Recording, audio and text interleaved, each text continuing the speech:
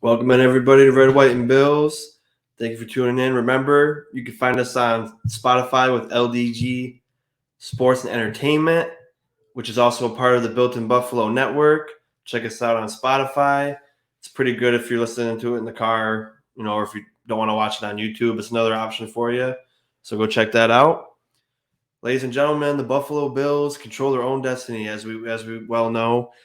The last 4 games, we're 2-2. We got 2 more to go, as Coach McDermott says. We got to keep being humble and hungry.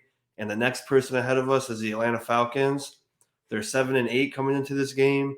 And when you look at their team, they got a few stars. They got a pretty good offense, but they're missing a bunch of key players. And now there's a big COVID outbreak with them. So, but they're also fighting for a playoff spot.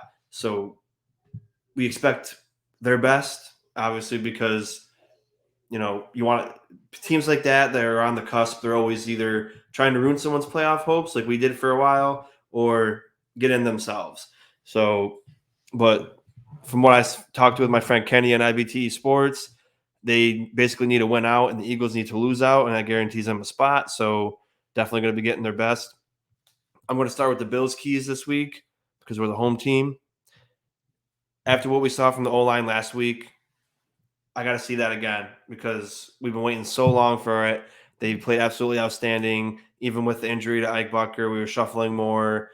Ryan Bates finally got a start. Dawkins came back in after he was on the COVID list and probably wasn't expected to play it all that game, but he went in and the line looked absolutely amazing and definitely need that going into the playoffs. So I'd like to see a repeat and also build off of what was last week. And yeah, obviously you're not going to have a perfect game every week, but if I could see at least a little semblance of what it was last week, that's another win. And, like I said, come playoff time, we're going to need this O-line to step up. So what better time than 2 weeks left in the season to keep playing absolutely good football. Definitely, I've been saying this for weeks. You guys know we've all been saying it. Even when McKenzie was off and he was benched and worked in the offense, we were saying, I don't mind necessarily him being off the kick return, but still work him into the offense because we know what he brings to the table. And again, with opportunity given, he really proved everybody, this is what I can do. Don't sleep on me. And when you put me in a situation to make a play, I'm going to ball out.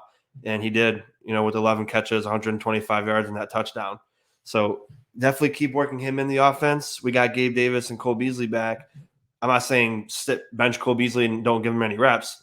Obviously, he's still an asset to this team. Gabe Davis is obviously an asset to this team. Still work all 3 of those people in because they all can help. Just because McKenzie had an outstanding game doesn't mean you can just wipe Cole Beasley off the face of the earth and never use him again. I know some people would like that, but he's still a good player on this team, and he's still a chain mover, and he's still a nice safety blanket for Josh. So definitely continue to use all those people, especially McKenzie. Work Motor more also.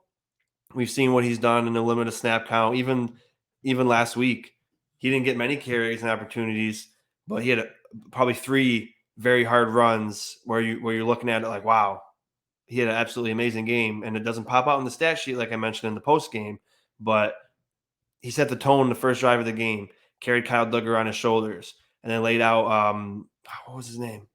I can't remember his name right now, but Hightower. He laid out Hightower while Duggar's on his back. And then that touchdown run, pretty sure it was Hightower again. He met him in the hole and popped him good and got in the end zone. So stuff like that is what you need. But you need that juice. And I've been saying that everybody needs to bring the juice. You got to match Josh and Diggs' juice.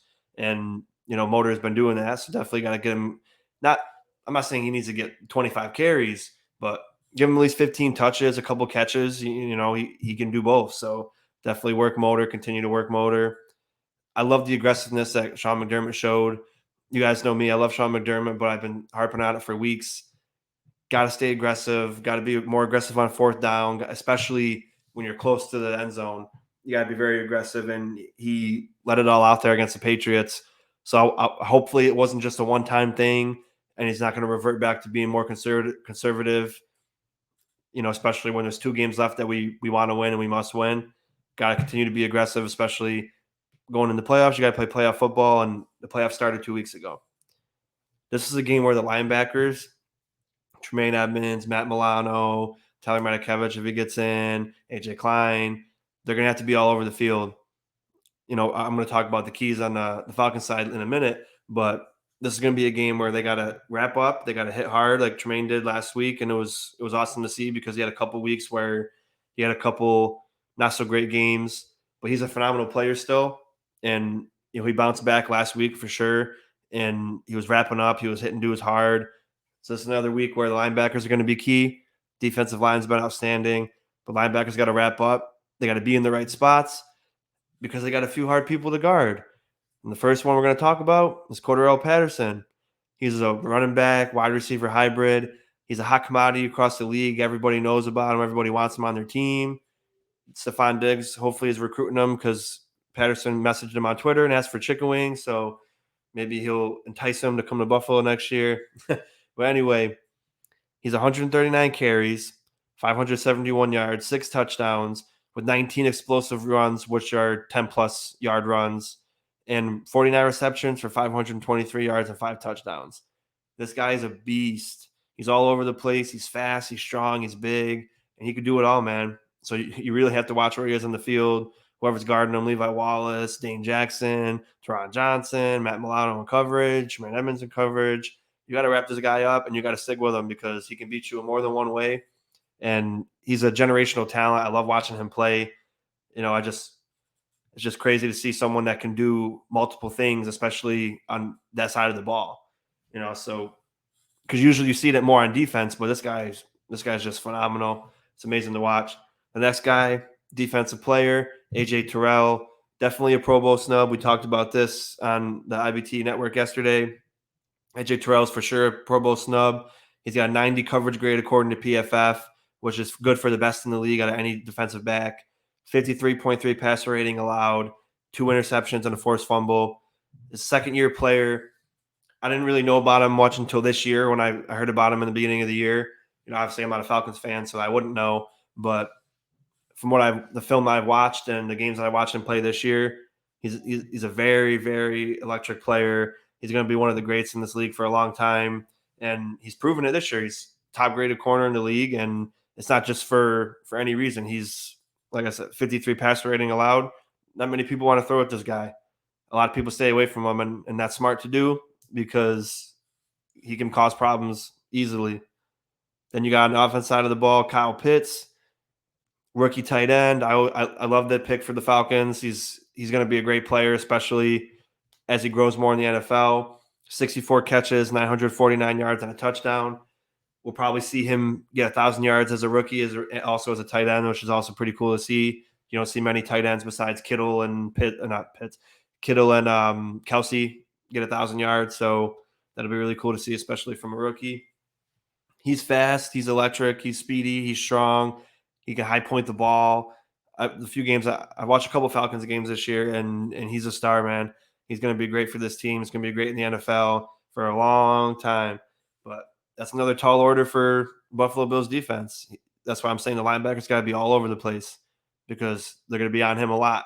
Teron Johnson, linebackers are going to be all over him. And that's 2 superstars that are going to be hard to guard. So can't take this team lightly. But obviously there's the one way I think we're going to take pretty good advantage of them is their defense. They're 28th in points allowed with 400 points allowed. They're 30th overall defense. So this is going to be a game where we should expect to see Josh Allen go for 300 yards plus and a couple touchdowns. But I really want to see the run game too. Less with Josh Allen, unless it's him drawing up his own play. I don't always like the design runs. He's, especially getting close to playoff time, you want to have him as healthy as possible. But try to work Motor in, see what he can do. I don't know if Breida's going to be active. I thought he would be last week, and they sat him for Moss, and Moss didn't get much carries anyway. So I just want it to be a one-man show, and then if you got Breida in to go give a breather to Singletary, that's cool. But expect a pass-heavy game, a very good game from Josh Allen. Stephon Diggs is going to have his work cut out for him with AJ Tyrell, but Diggs is one of the best route runners in the league. He's an alpha dog, so that'll be a very good matchup to watch. That's definitely going to be one of my key matchups to look for. But thank you guys for tuning in. Let's keep this games rolling, getting this win streak to 3 games, end the season on a 4-game win streak. We write our own script. And that's what all the guys got to be thinking right now. It's, yeah, we beat the Patriots and we're first in the East right now, but one loss can change it all. So no team should be overlooked, and we got 2 big games ahead of us. I can't believe the season's almost over. Can you guys? Like, I was just thinking about it the other day. It seemed like yesterday it was week 1, and then all of a sudden, the season's gonna be a while. It's 17 weeks. And then you got 2 regular season games left. So it's sad, but the fun times are coming. The playoffs are coming, and we are built for it. So thank you guys for tuning in to Red, White, and Bills. Thank you for coming in. Like, share, subscribe if you enjoy the content. Check us out on Spotify with LDG Sports and Entertainment. Continue to like and share. Thank you guys for all the love and support. Also, the shirts, the winner of the shirt, Lisa, should be getting her shirt in about a week or so. They're sending me a sample shirt. So I'll also be selling them if you guys want one, and I'll probably do another giveaway eventually. But if you want a shirt, DM me on Twitter, Instagram, or comment on this video, and I can get in touch with you and get you a shirt. Thank you guys. Until next time, go Bills.